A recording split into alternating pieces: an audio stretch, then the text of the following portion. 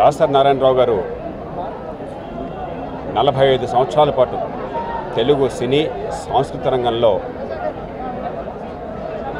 మకుటంలేని మహారాజుగా వెలిగినటువంటి మనిషి.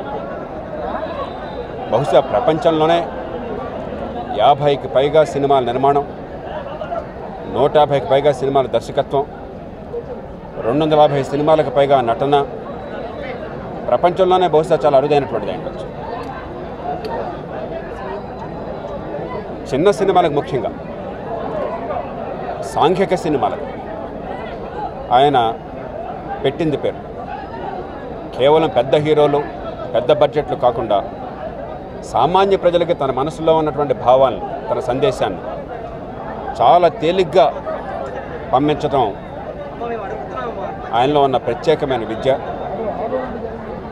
తెలుగునాట ఓ గొప్ప సాంస్కృతిక యోధుణ్ణి, సినీ రంగంలో ఓ గొప్ప ప్రముఖుణ్ణి,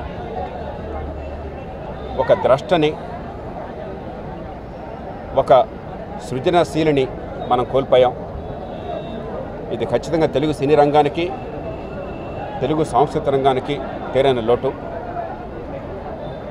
నారాయణరావు గారి మృతి సందర్భంగా వారి కుటుంబానికి, వారి ఆప్తులకి, సినీ రంగంలో వారితో పాటు ఇన్నేళ్లుగా నడిచినటువంటి వందలాది మంది కళాకారులకి, దర్శకులకి, టెక్నీషియన్లకి, ఇతరులందరికీ ప్రగాఢ సానుభూతి తెలియజేస్తున్నాను.